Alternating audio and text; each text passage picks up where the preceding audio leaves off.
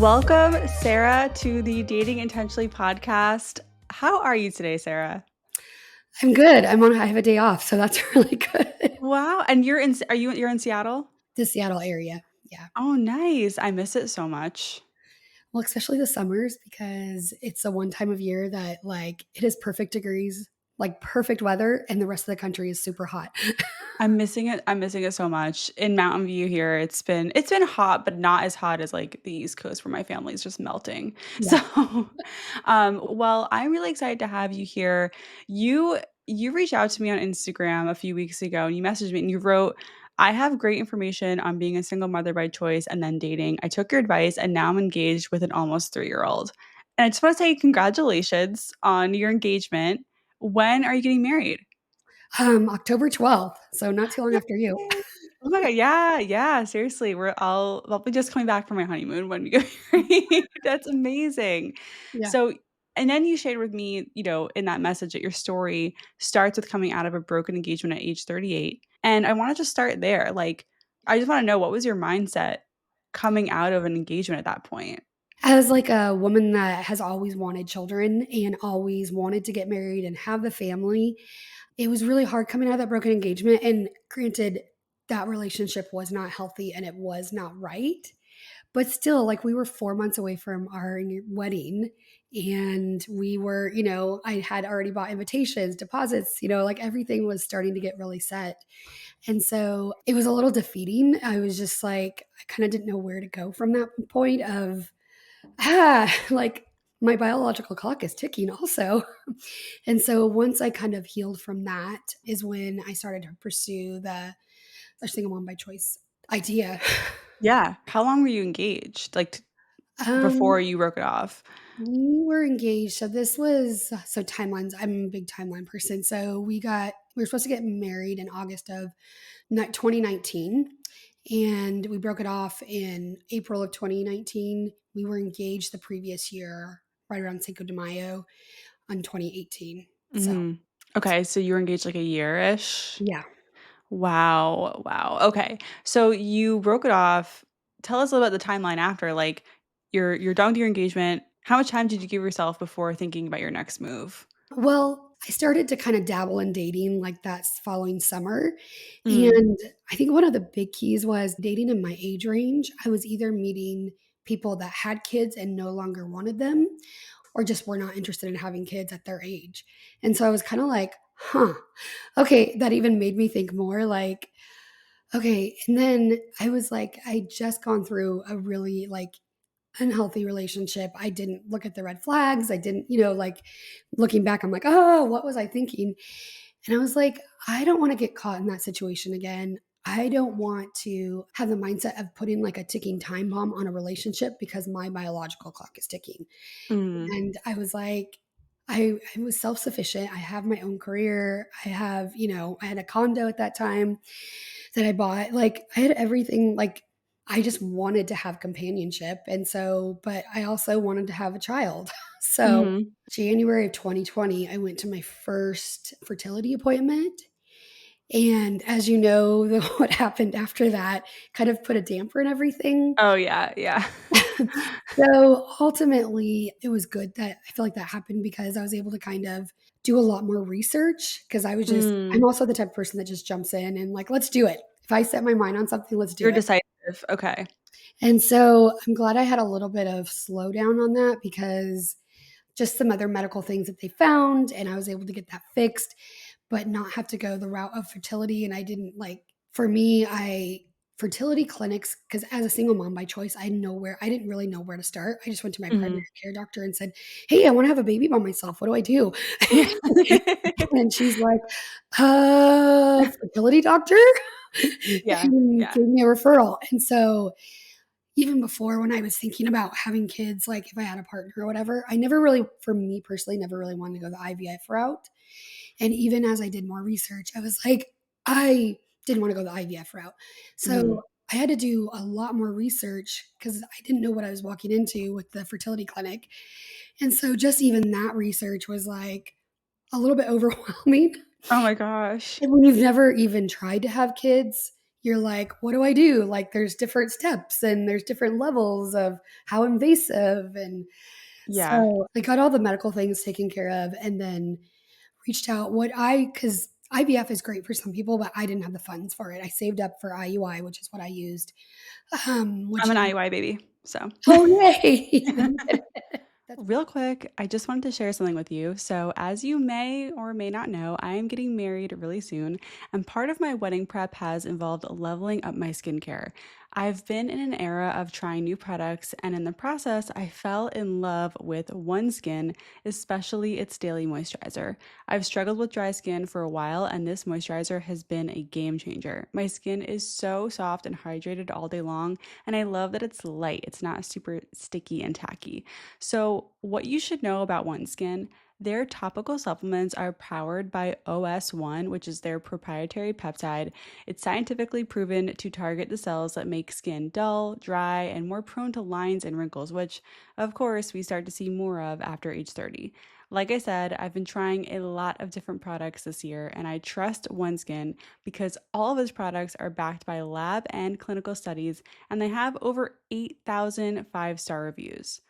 I'm really excited to share that for a limited time, you can get 15% off OneSkin products using code DATING when you head over to oneskin.co.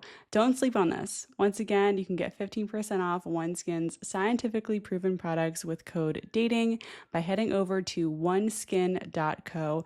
I will link it in the show notes for you as well. what I saved up for. I saved up for 6 tries.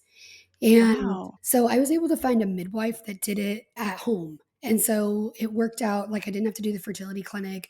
I was able to do Right. it a little bit more natural in my mind. Did you went through a sperm donor or like, Yep. okay. So the following after the procedures, that's another thing I missed. I also had to pick out a sperm donor. That was a whole process in Yeah, itself. I like couldn't even imagine Yeah, doing that. so I wanted, for me personally, and this is, everybody has their own preferences, but I wanted, because I was gonna, who knew if I was ever gonna meet anybody, but I wanted someone to be like, "Is that your child?" I don't know. I wanted someone with some similar features so that they could see, "Oh, yeah, he's related to you or she's related to you." And so I narrowed it down, and then I actually had some girlfriends come over, and we opened a bottle of wine and went through sperm donors. That is incredible. What a fun night. Yeah. It's like I was it's like, almost like swiping through the apps, but yes, that's what it felt like. I mean, we were listening to very audio books Okay, so and you ended up with someone. yeah, ended up with a Wow. donor, which is kind of a cute little part of the story too, was so I ended up with a donor. I learned how to track my cycles, like, felt like I'd never known my body better and did all my tracking, and so I did finally, it was time to do our first try, and I personally went because it was Seattle Sperm Bank, and so because I was in the Seattle area, I'm also, I like to save money where I can. So I went and picked it up myself. And so, like, I literally buckled it in the front seat, my little like Your sperm little tank donor vial. tank. I even have, well, it's in a big like tank. Oh, yeah, I It's guess I have to so, keep it cool, like, really cool or yeah, a certain like, temperature. and Right, so, right. yeah. So I buckled it in and took a selfie with it because I was like, why not? This is part of my Same. journey. Yeah. And Wow. so, we did 2 inseminations the first time because 'cause I'd done all the, because of the shutdown and, like, precautions, everything with my midwife had been over Zoom, and so it was the first time we met in person, so she was never really able to evaluate me when I was on, like, when I was ovulating. Right, right. So, we did 2 cycles, and she was able to see what one would be better if it didn't work. So it didn't work, so it was the 3rd try that worked, and that was November of 2020. Oh my Ac gosh. Okay, okay, let's pause there. That is incredible. I have so many questions. So, let's go back a little bit to your Okay. dating. So, you said that you were dating, like, the summer after you broke up your engagement. Mhm. Did you continue date while doing this process? I guess, like, well, with the pandemic, it kinda made it hard, but, like, where was your dating journey in this timeline? Well, I dated just, like, on and off, but once I started, Mhm. like, fully, like, deciding to go for it, I kind of turned off the dating, like, Yeah.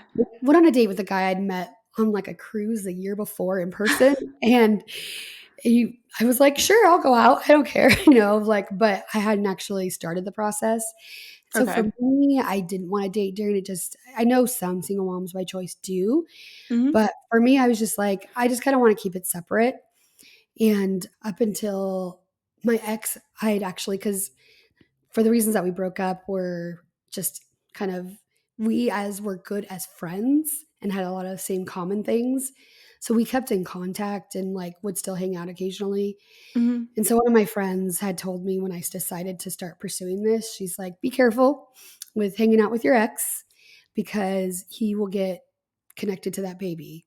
And so before I even started the process, I even cut off the friendship with my ex. I think a lot of people would struggle a lot with doing that because it's hard. I just want to applaud your vision and your decisiveness because it's hard to know what you want and align your actions with it when it's like you have the instant gratification of seeing your ex and seeing that familiarity, having that friendship, and you're like, you value the friendship, obviously, but you value this choice for your life more. So you had to do Mhm. what you had to do. And it's Yeah. hard. Yeah. It is. And but I don't regret the choice at all. Yeah, yeah, yeah. I mean, Yeah. when it comes to, like, choosing a friendship over, like, choosing a family that Right. you really want for yourself, I think the choice is pretty clear. So, okay, so you kind of put dating in the back seat. How did that feel for you? Because I think it's hard when you are in the dating world and you know this and you want a family, you want all these things, you want companionship. It's hard to put dating on the back seat because you have, like, a kind of a FOMO or, like, a, "What if they're out there and I'm not on the apps or I'm not at the dog park or at the library, like, ready to meet them, you know?" I think, and someone didn't point this out till later, because also one of the other side notes is I am a Christian, like I identify as a Christian. And so I'm religious and go to church and stuff like that too. And so I was at church and telling somebody about this. And I was like, and she kind of asked me about that. And I was like, well, I can still date. Like it's still like not, it wasn't off the table, but I felt like if I really wanted to give this process a full try, I didn't have FOMO of dating. Like, I just knew like this needed my dedication during this time, Mhm. and that when and if it happened, I would be okay. And yeah, and, like, another thing you did, again, a conscious choice you made is, like, you dated and realized you were meeting these guys you didn't want kids or had kids and didn't want more, and you're like, "Okay, if these are my options, like, maybe dating isn't the path to having a family. I can choose this other path and still date later." Like, just because Mhm. you chose to be a single mother doesn't mean you can't have the companionship later. Right. Yeah, I love Exactly. that. I love this abundance. You have this, like, great abundance mentality of, like, "I can have both, just Yeah. maybe not all at the same time." That's Yeah, okay. and Yeah. not in necessarily the same order either. Right, right. Screw the order. Yeah. Well, and I feel like, and I will have to say, like, I did have to go through a little bit of the grieving process of Mhm, not having the order that I thought was gonna be, like, since I was a teenager of, get swept off my feet, get married, have a family, and that whole thing, and realize, like, I grieved that part, mhm. but on the other side, I would trade it. I'm like, Yeah, it still yeah, works out. It still is good. yeah. Oh, I love that. So, what about, like, support around this time? Like, how did your friends and family react to this decision and that stuff? Well, so my mom passed away in 2017, and my dad's health wasn't great. Mm, And so that was another driving force was I wanted to have my own family. And I'm an only child too. So I had no siblings and a lot of my extended family are in the Midwest and we don't keep that good of contact with them. So that was another driving force. But so a lot of my family are my friends. And so one of my pastor's wife growing up, who is my youth pastor's wife, they're still in my life and are still like, I mean, she was in the delivery room at the hospital with me. So like she's like a mom, aunt, friend, everything kind of person to me. yeah. She was the one that actually, before I even dated the guy that I had a broken engagement with, she actually brought it up to me. She was like the first one that had said, hey, have you ever thought about having a kid by yourself? You haven't met anybody yet. And I think this was like, I was like mid 30s, early 30s. And I was still hopeful at that point of, Mm, and so I kind of was like, and so that was one of the other triggering ideas of like, hey, maybe this is an option and what started to make me like investigate it. But all of my friends were extremely supportive, and even my pastor at my church, which was funny. Because I was processing everything as I was driving home from work last night, different things that had come up. And when I told him I was pregnant, because I didn't tell him I was planning it, so I kind Mhm. of shocked him. And he took me out to lunch to kind of get the information. And he was so supportive, even like, if anybody comes and make gossips about you, please let me know. I will stand up for you. Like, Oh, yeah. I felt like I had such, like, support, and all of, like, my close girlfriends were 100% in support, and I had, like, community groups and just different people in my life that were, some of them knew about it, and then some of them I had to kind of fill them in once I got pregnant, but very supportive of even my work. Like, I was shocked at how supportive I was. So you were selective in people who you told during the process and then after you actually had success with pregnancy, it sounds like. Yeah, it makes Yeah, sense because you don't wanna tell too many people that you're doing it. It's a lot. It's a lot of, like, yeah, pressure and attention and just, like, I don't yeah. know. Yeah, and if Yeah, it doesn't work out, like, I don't want the questions after, but I do want, if it doesn't work out, I wanted people that I could go to for support of course. during that Yeah. time. Amazing. That's so great. I love that your friends and people in your church and your community were supportive. That's amazing. Yeah. Were there any other factors that we didn't talk about that, like, came into this decision? 'Cause you mentioned a bunch of stuff, but yeah, like, you mentioned that you wanted a family of your own, the timeline, you didn't want a relationship that was, like, kind of so much pressure on a new relationship. What else?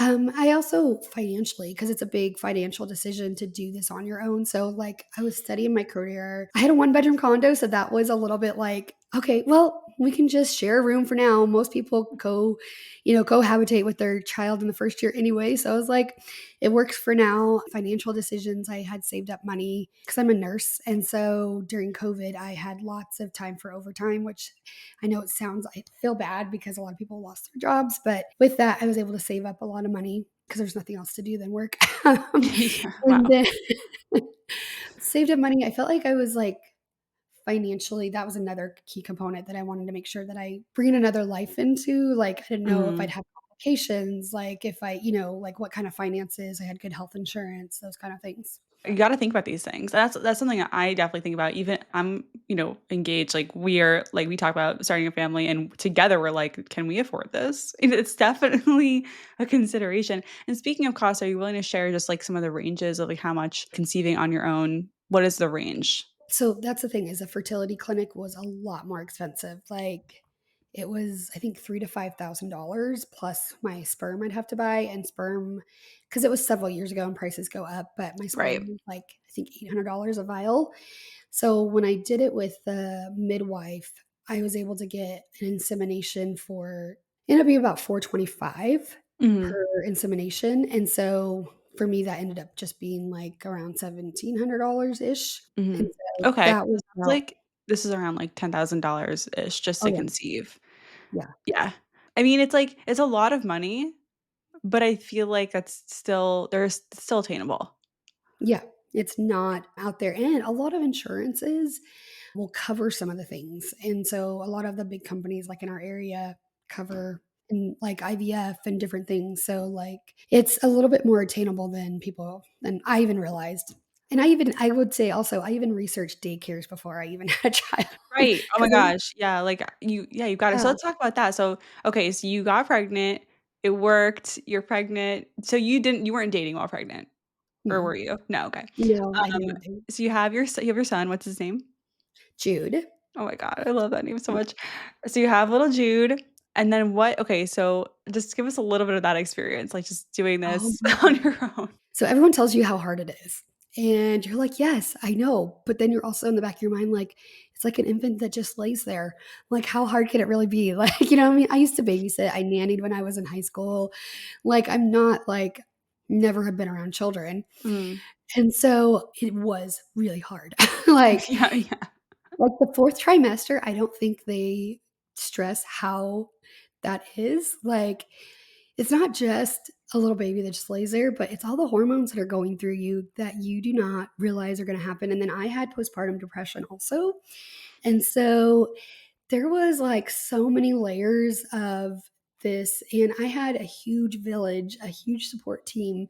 I mean, I had a meal trains that people brought, and Mhm. I had people to call on when, like, in the middle of the night when I was about to lose it, and so it was hard, like, but we made it. So your son is almost 3 now? Yeah, he'll be 3 in He's a toddler. August. Oh my goodness, so cute. Wow, so you had okay, so you had, like, your village, like, your friends, people you could call. They were Mhm. coming over and bringing food, it sounds like. I mean, that's so, so key. I mean, what's some advice you'd give for someone who is considering this for that part? Because I think that's the scariest part. It's like you have a little baby and you're alone. Yeah, I'm also a nurse and I work for the fire department, so I hear lots of the scary stories. So I also had that going through my mind. Oh So my for me, gosh. like, I never slept with my child. I would, like, even when I got up in the middle of the night to, like, breastfeed, I went in and sat in a chair so that I would never, because I felt like I have nobody to lean back on if I fall asleep to wake me Mm, up, like falling on my child or something, or he rolls off. Like, there's nobody. Like, I'm by mhm. myself. So I did those little precautionary things in my mind, but I also got a postpartum, like, beyond my friends, got a postpartum doula. And so that was extremely helpful on just someone that could, like, understand, like, other things and knew where to, like, take care of me. So for the postpartum doula, that's more about care for you and not for care for the child, or, like I Yeah, never it's a heard of little bit that. of both. It's like they make meals, they help you, like, if, like, sometimes people get them at night so that they can sleep, and so then they'll wake up, like, I was breastfeeding, so I wanted to feed my child, but people that are not breastfeeding, they can, feed the child in the middle of the night, and so that was great, and she was also my doula during birth too, and Okay. so I already had a relationship, and I guess I also, this goes into my super preparedness of prepared to be a single mom by choice. I also went and did, like, a lactation consultant while I was pregnant beforehand. And I even recommend that to women that are not single moms by choice Mhm. because I felt like I was a champ at breastfeeding and I'd never done it because, like, they taught me when I wasn't stressed with an infant trying to eat. And so they taught me how to do everything, how to use my pump, like, told me, like, I didn't even know I was starting to lactate, like, little colostrum was already coming. I was like, "Oh, really? So there is stuff in Right. there," like, Right, right. Oh my god. so it was, I mean, down to everything, like, that was good because I wasn't stressed, I wasn't overwhelmed, and then I took classes beforehand, even though I was a nurse, like, I wasn't a labor and delivery nurse, I wasn't Mhm. a pediatric nurse, so I took all the classes, and they were all online, but took everything to prepare as much as I Oh my could. gosh. That's amazing. I love it. I wanna switch gears a little bit because I wanna talk about we have a lot of questions on dating, and so Okay. especially dating as a single parent. So you have Jude. When did you start dating at that point?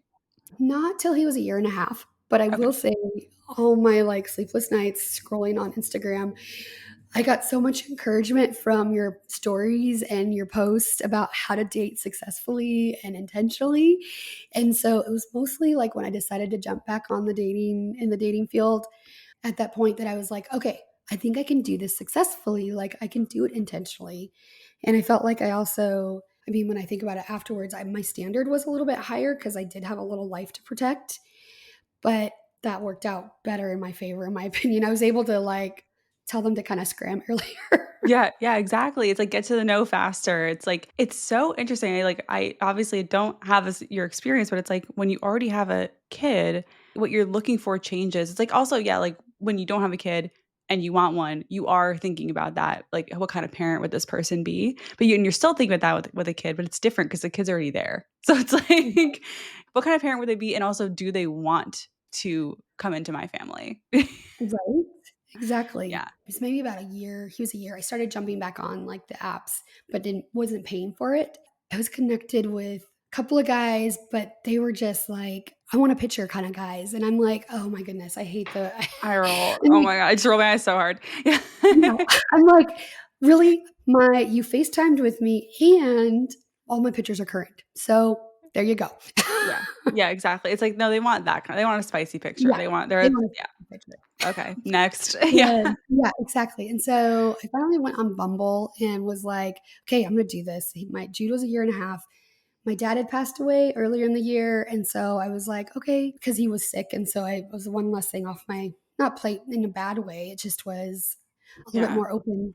And so I ended up going on the apps, going on Bumble, and paying for 3 months because I was like, if I'm going to do this, I'm going to commit and I'm going to, do it right.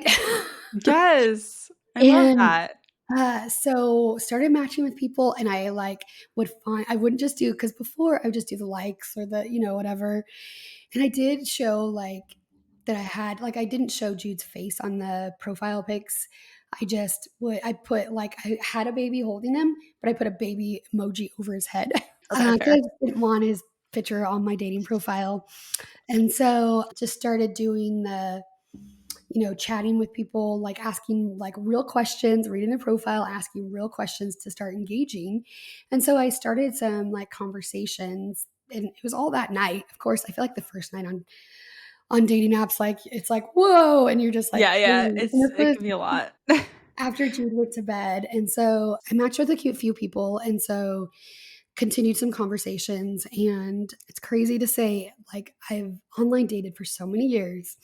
And the first night I get on online dating, Kyle was one of the people I matched with. Sometimes it really does happen like that, and, like, listeners, if you're listening, you're like, "I've been on the apps for 4 years, this hasn't happened." It's like, it's a crapshoot. It is fully a crapshoot. Like, the fact that you were online that night and he was online that night, it's like, just luck. Yeah, you know how long I've online dated and done some of it I felt like was very purposeful before and nothing. And so, yeah, so we matched and and there was a couple of people I was talking with. Some of the conversations died out because there wasn't much to talk with, but Kyle's did continue. And so he, asked me to go on to text, if we could text on the phone. I was like, yeah, sure. And so we texted a couple of days and I was like, and I did all like, it was a good conversation. It wasn't too in depth. And there was some things that like he had talked about, like I was taking your advice on not getting too deep in the text messages. And he had said something about, well, that was because of my accident. I was like, that sounds like an in-person conversation.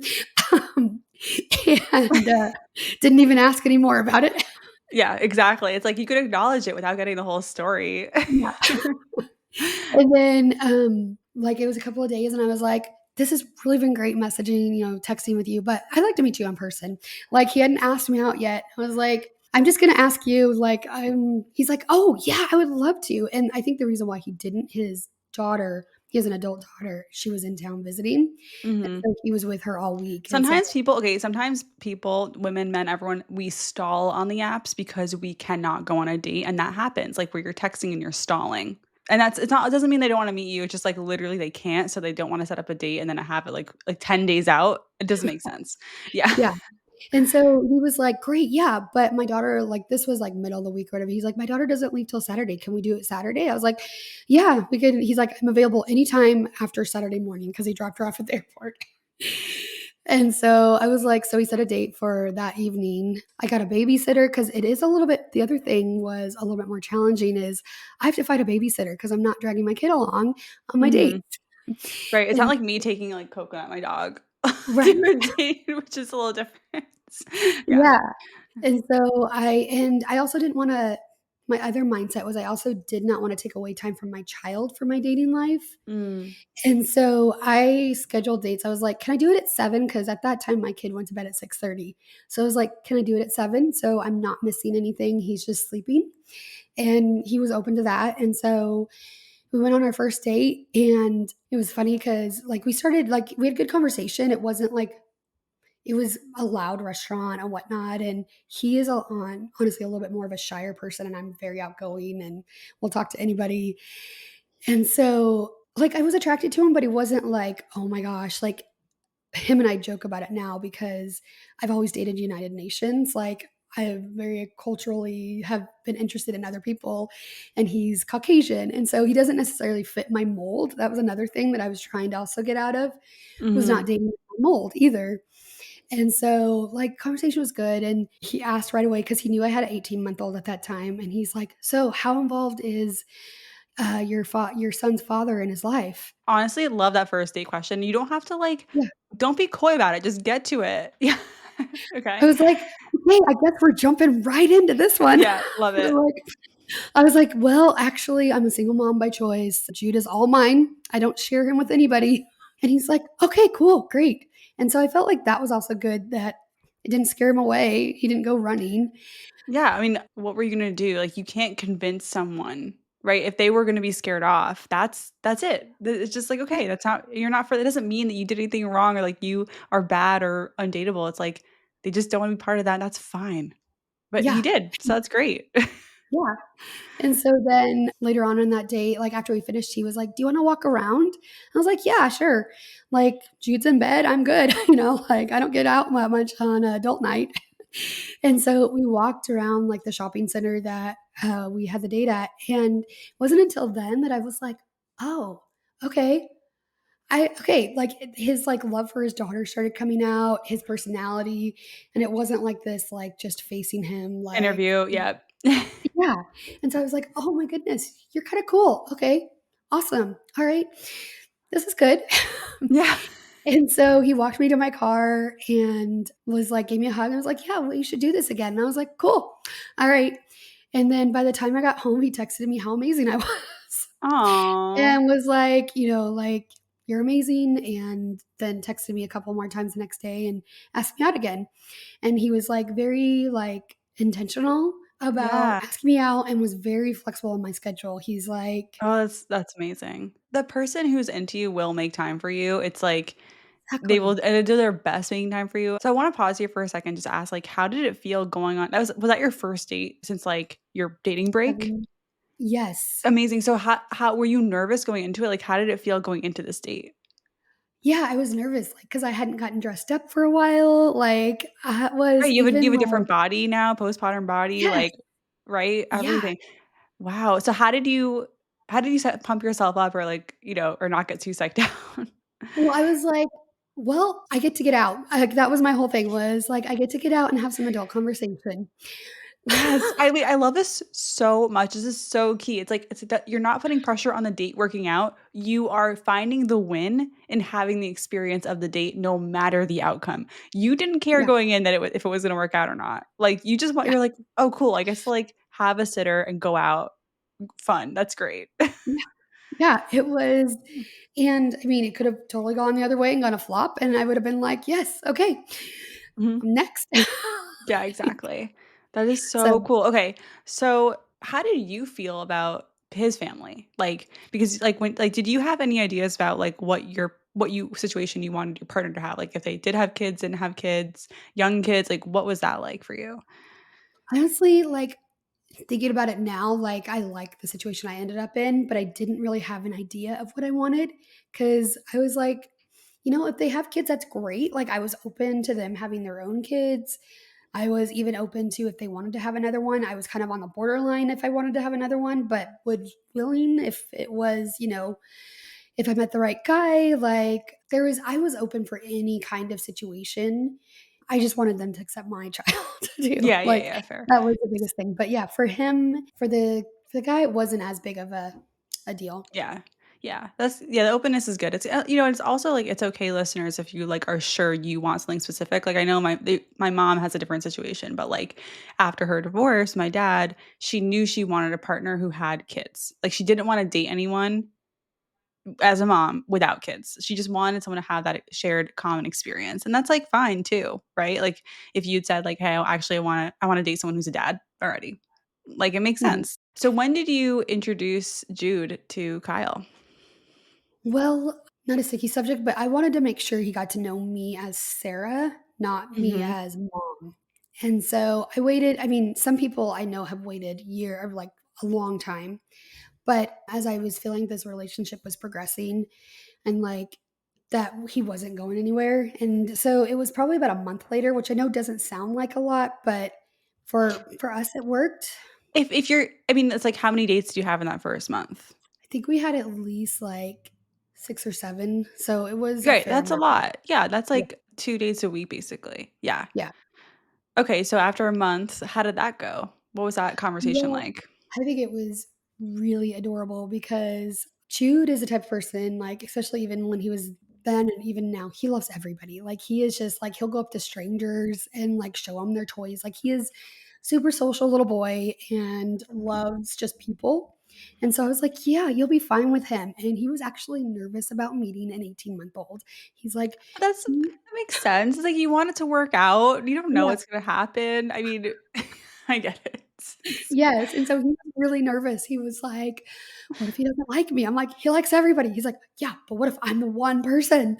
I'm like, "Okay, fair enough." And so I was like, "Well, let's go to the zoo or something." And he had the actually good idea of he's like, "Why don't I meet him in his home, his surroundings, mhm. so that he can feel comfortable?" And I was like, "Oh, that's brilliant. Why don't I just make dinner and we'll all have dinner together and, you can play with toys with him and whatnot." And so that's what we did. And then the next day we went to the zoo. But yeah, Jude hit it off with him, still hits it off with him, loves him. Oh, do you guys live together now? Yeah, we just moved in like a month ago together. Oh, wow. Okay. So and also does Kyle have more than just the daughter or other kids? No, he just Just has the daughter that's an yeah. adult. So She's when did you meet her? Well, she lives in Louisiana and we live in Washington, so there is a distance. But so I met her on FaceTime probably, I don't know, probably 6 weeks, like, after I met Mhm. Jude or after he met Jude, but because she was dying to meet me also, which also a Aw. little side note that I think is the cutest thing is she made her dad's dating profile Oh my and set god, him that up, is so cute. Oh my gosh. and she was like set it up and gave him the passcode. It was like, "Here you go." Clearly it worked. Amazing. So, okay, so this is all happening pretty fast. How did it feel when it was happening? Because it's like, okay, by 2 months, it sounds like you've introduced each other to each other's kids. What other conversations were you having? Well, we had definitely, like, the official conversation, like, that was the thing that I really liked was he was very intentional about everything, like, What's the age gap, by the way? How is he older, 4 younger? years, 4 4 years. years. He's older than you Yeah, or younger? yeah, older than me. Okay. Got it. And how old are you now? I am 43, so I had Jude when I Okay, was cool. 40, Oh, and wow, okay. then and so he ended up yeah, he did all the, like I never had to, like, wonder his intentions, like, everything through was, like but he spent most of his adult life in Montana, and so he's, like, a little bit he's not country at all, but just more of, like, a guy's guy that's, and he's like, that boyfriend-girlfriend thing? What do you think about it?" That's amazing. I was Classic. like, "Are you asking me to be your girlfriend?" And he's like, "Yeah." Oh my god, that is so sweet. You know that I'm like, "Oh." boyfriend-girlfriend thing? That's so sweet. You know what? So, Like, we have to acknowledge, like, sometimes that conversation can feel silly. It's like, yeah, "Wow, this feels a little juvenile," you know? But it's important. It's important conversation. And it's cool that yeah. he brought it up and that it sounds like he was intentional. Oh, we also had like, I told him this was a funny thing, told him, like, like, I'm not dating anybody else, just so you know." Like, before we had that conversation, he's like, "I know, because you don't have room in your life to date anybody else." I was like, "Thanks." Yeah. Yeah. I mean, but, like, fair. I mean, I guess you could have been chatting with other people. You could have Yeah, been talking to other people, but that makes sense. Well, that's amazing. I'm so glad that you found Kyle. I'm so glad that you went on this journey. I mean, so you started at 38, you're 43 now. It's like 5 years. What would you tell your 38-year-old self it's all at gonna this? work out. Don't Oh, stress it. we should all be telling ourselves that. It's all gonna work out. Like, you can tell yourself that right now. It doesn't even matter if you don't know what you want. It's all gonna work out. Yeah, Like, I love that so much. So, yeah. this is one question that came in. Did you feel any guilt dating as a single mom? Like, after you had Jude and you're going on Bumble, you're, like, talking to people, you're dating Kyle? No, because I'm still a person, like, even though, like, you kinda have to separate, like, I was a mom, but also I'm still Sarah and still want to have companionship and still want to cultivate that part of my And you life. deserve it. Yeah, And it's like, and why wouldn't your kid want that for you? right. And then also, do you have any tips for listeners who might be dating a single parent? So even if they're not a parent. I think give 'em a lot of grace. I like, looking back of when I had dated some people with kids, like, oh or even with my friends that had kids, like, the nap time, I never realized how precious that nap time was, like, giving them grace for when they've got their routine with their kid and giving them grace that, like, you as a single person that's maybe doesn't have kids, doesn't understand that side of it, give them grace. There's a lot more to all of this that maybe their kid doesn't do well in these situations, give them grace. Like, you can't just drag your kid everywhere because, somebody wants you to. Lots of grace. I love it. Well, Sarah, thank you so much for this amazing conversation. Where can listeners go if they want to learn more about becoming a single parent by choice? Well, I joined a lot of Facebook groups that are like people that are like single moms by choice trying or like thinking about it. And so those were a lot of forums that I got a lot of advice, like the IUIs that I didn't know I could do with a midwife, like different things that I had no idea, that I went through the Facebook forums that are just a lot of people in the same season of trying to figure it out. Amazing. Thank you so much for this advice. Thank you for being open and sharing your story. It's so, so, so inspiring and so beautiful. And I'm really excited that you're going to get married. So, congratulations. And just thanks for giving us this time. Thank you so much.